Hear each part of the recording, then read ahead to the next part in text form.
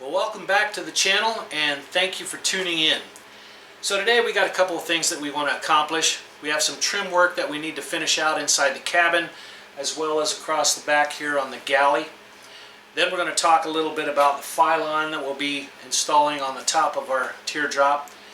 And then, last but not least, I want to show you a helpful tip that I think will be useful for those who are building their teardrops. So, stick around, let's get some things done. So for our trim work, I purchased some oak trim, some corner trim, and I pre-drilled, countersunk. We're going to go ahead and install these in our areas here on our corners. Now I stained these with what was supposed to be a red mahogany, but it turned out looking brown to me. I guess if you had mahogany it would work. But regardless, these are pretty expensive sticks, so I'm not going to get another one. We'll just go ahead and install these. I think the contrast will look okay. So what we're going to do is we're going to stick this up here. We'll get it clamped in place. We'll go ahead and pre-drill our holes, and then I'm using number 8 by 1 inch brass screws to secure that. We're not going to be gluing it or anything, and that should keep things in place. So let's get it installed.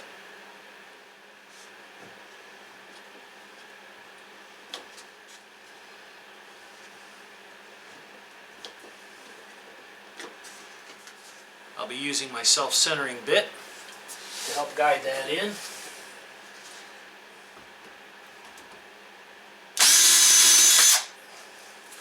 And we'll go ahead and put that first screw in.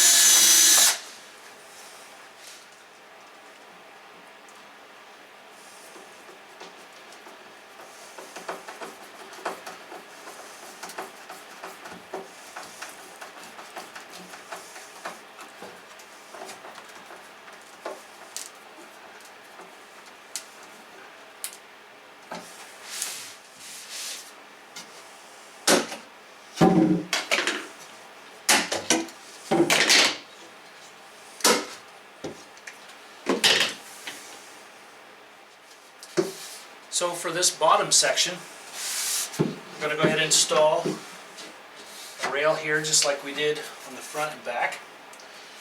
But before we install that, we're going to install a nice little galley rail. And we will be putting that up here on top, and we will screw fasten that from the bottom, and then we'll put our trim here on the bottom and we'll fasten that on so all the screw heads are pretty much hidden for this, and I think that'll look pretty good. It's more of a cosmetic thing. You can put things in the back here and it won't roll off. Other than that, it's just for looks, and I think it looks good. So let's get that installed. We have some holes to drill, get this fastened on, and we put our trim on. We'd be just about done with the inside.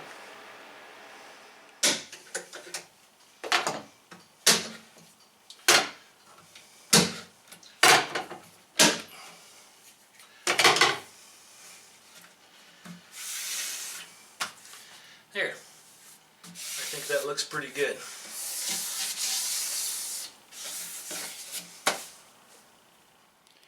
Well, with the exception of some sawdust, I think it looks pretty good. So it's coming along. So trim work is finished. Galley rail is on. Have a rail across here. That way if you bump your head, it's not on a sharp corner. Those are pretty round. Thing I do have to tell you about the galley rails though is when they make these, which I'm sure is in China, they use a really cheap hot melt glue, which when it sits in a garage at 70 or 80 degrees, it loosens up. So what will end up happening is once this sits out here for a couple days, warms up, then I'll pop that off, put some glue on there, clamp it back in place, and then it won't be going anywhere. Right now it's starting to wiggle a little bit, this end come loose because of the cheap glue, but that's no big deal. I like the looks of those, and they work really well. So now we're going to get ready to install the trim here on the back part, and in keeping with the rest of the appearance of the galley, I used anodized aluminum for the trim on all the drawers and on this leading edge, and we'll also be using the anodized aluminum here on this part right here. We'll screw fasten that on, we'll countersink from underneath, and we will actually fasten the galley rail right onto this piece of aluminum and secure everything in place. Good to go. So let me get some holes pre-drilled, get this attached to our aluminum, set in place, we'll get that fastened down, and then we can call most of the trim work finito. So for the back piece, I simply took the galley rail and I fastened it to the bottom of my channel and cleaned up all the burrs. Anyway, I countersunk and screw fastened these with number 6, I believe, 1/2 inch screws. So that's nice and solid. So now what we'll do is we'll set this in place.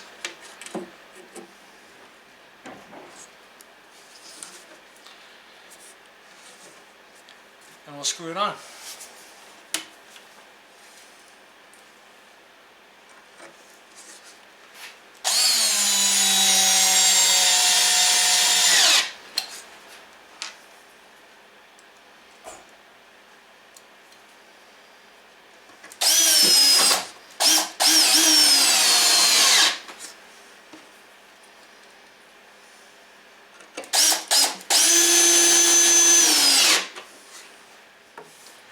So, nice and solid, and it looks good too.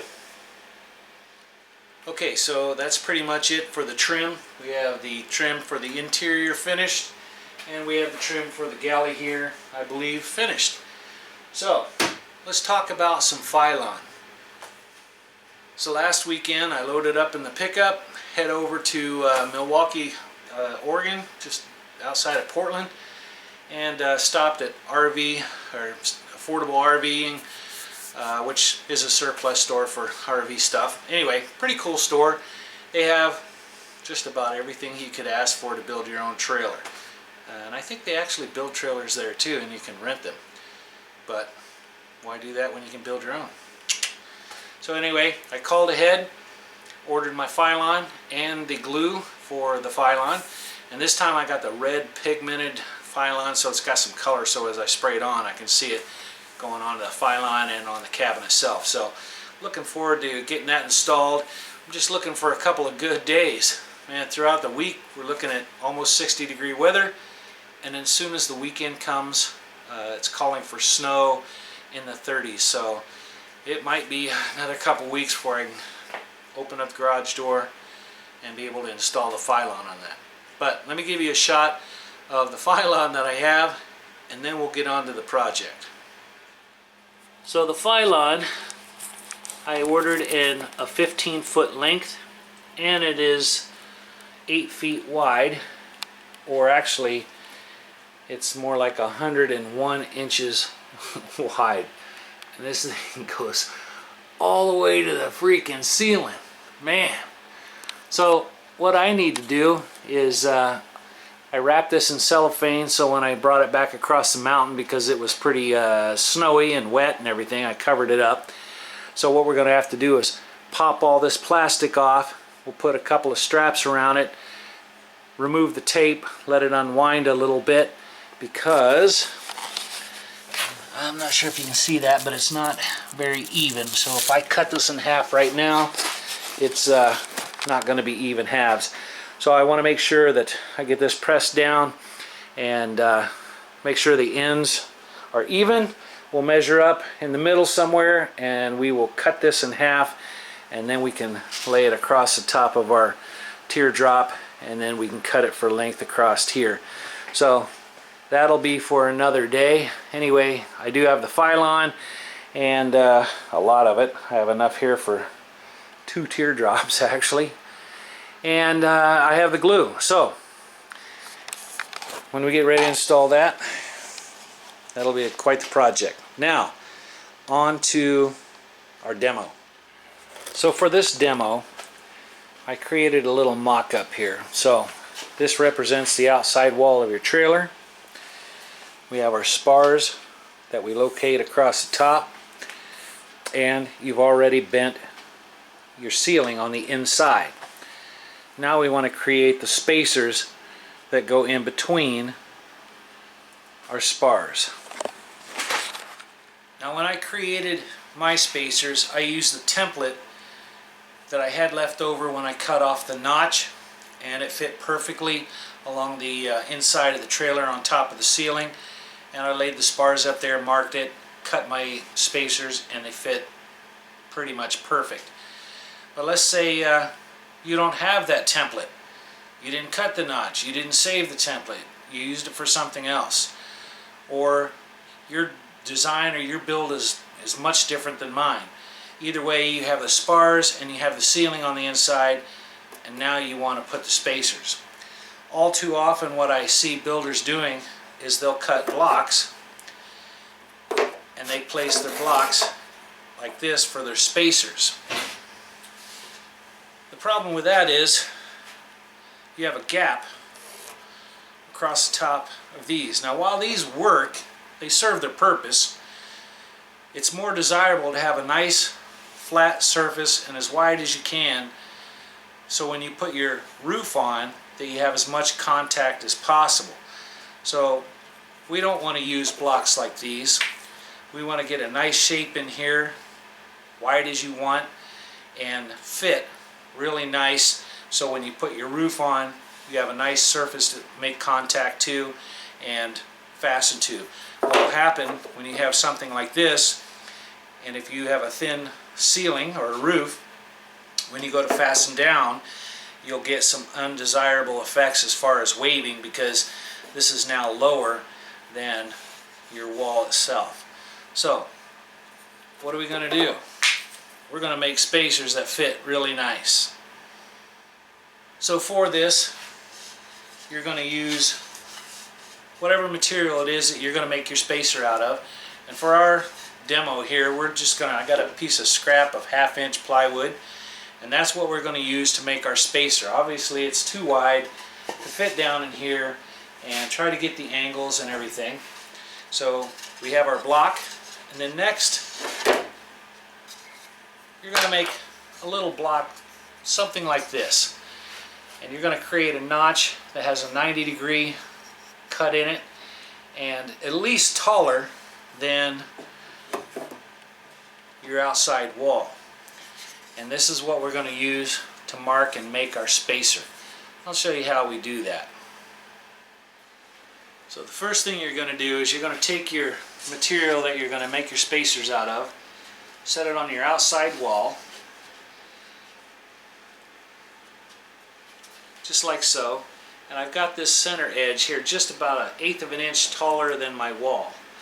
We've got it in place, and we're going to go ahead and mark the curve for our outside wall. And I'm also going to make a little mark here in the center so I can line it back up once we cut and sand this. So I've scribed it, and I've got my line. So now we're just going to cut, and we're going to sand that, and then we can put that back in place. Once we're done, we'll line it up.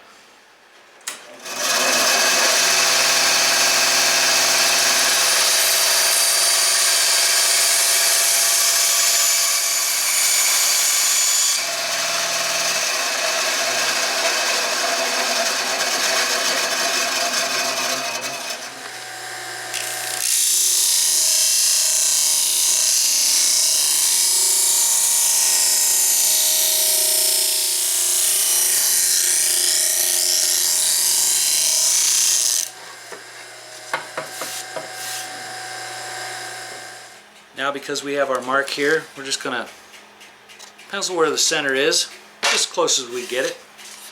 Then we're going to line that up on our little mark that we created here at the beginning. Make sure that's nice and flush. Then we'll take a couple of clamps just to hold things in place.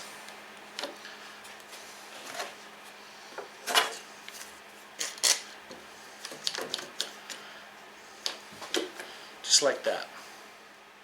Now with our block that we have this notch, we're just going to lay here on the edge of our spar so it's nice and flat. We'll pull that back so this edge is flush against our board, and now we can mark, and that gives us our angle for our spacer for each side.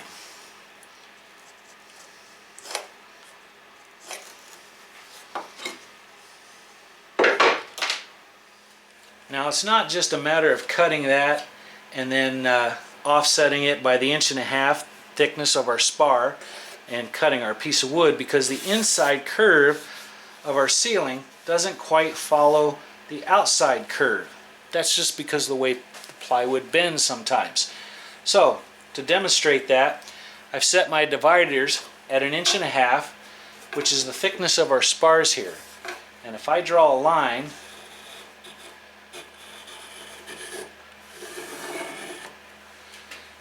you can see right now I'm about 3/16 of an inch lower than the top of our wall. So if I just take our block and I scribe it at 1.5 inches and set it in here, I'm going to have a high spot because this is not the same curve as this. So how are we going to get that curve to match our ceiling? The way we're going to do that is we're going to take our same board that have our notch on it, we're going to place that inside and lay it up against our spar, push it back so it's flush with the edge of our block. We're going to hold our pencil down here on the bottom, and then we're just going to slide that across just like that.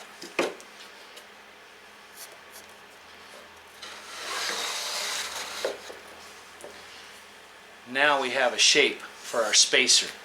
Now it's just a matter of cutting on our lines.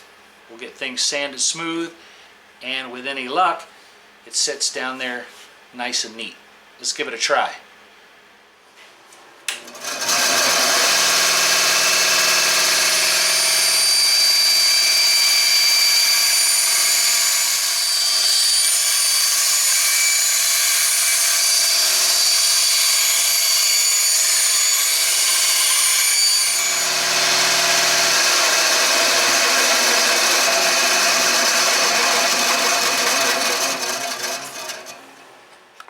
Now we'll simply sand to our lines.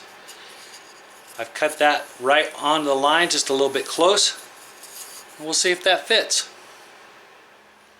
So now we have our piece that we've cut using our jigs.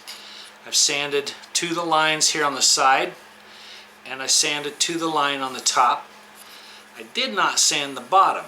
I only cut up to the line.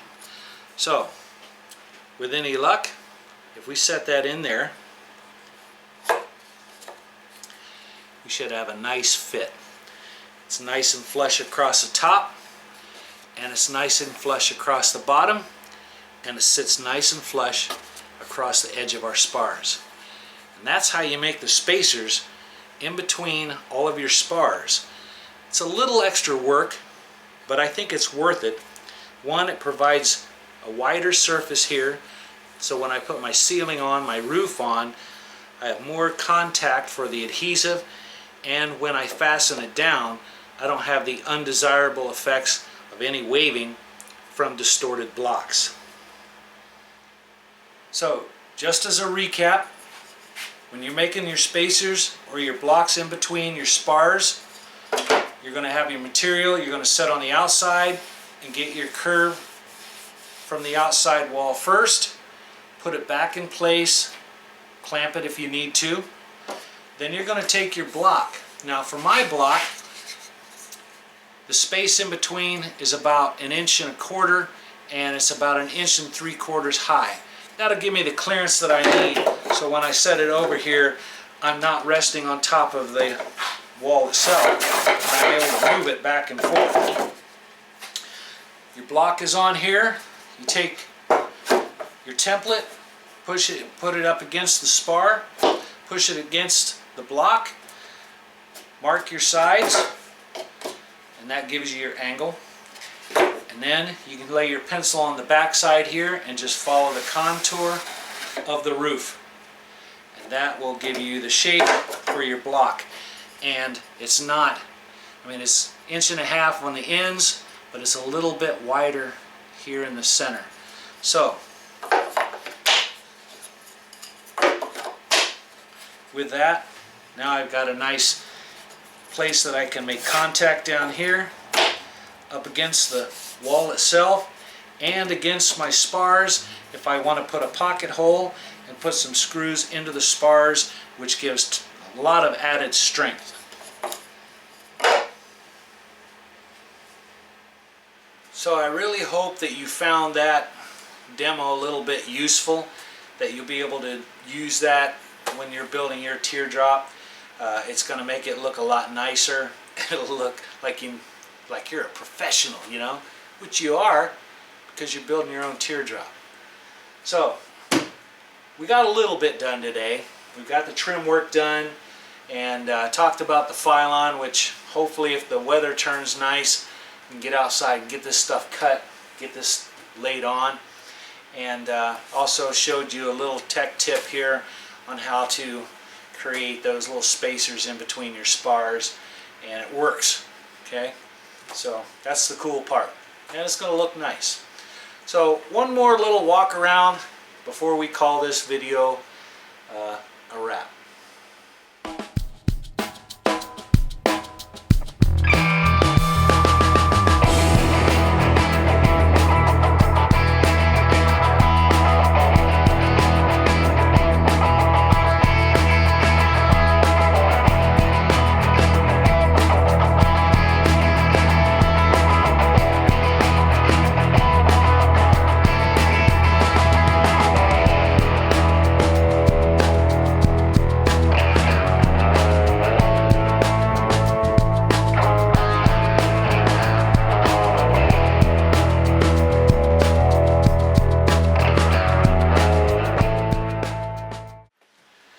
So thank you very much for watching the video, and if you did like it, give it a thumbs up.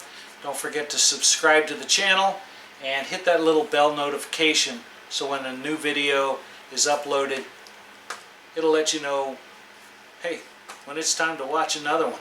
So we've got a few more steps to do before we're done and we hit the road. There's probably a lot more that I want to do to this thing. Every time I look at it, it's like, ooh, I need to get this and trick it out a little bit. So I'll probably have more money in it than I anticipated, but I think it's going to look great and it's going to work perfect. So with that, I want to say thank you for staying tuned, and don't forget to come back and watch the rest. Thank you very much.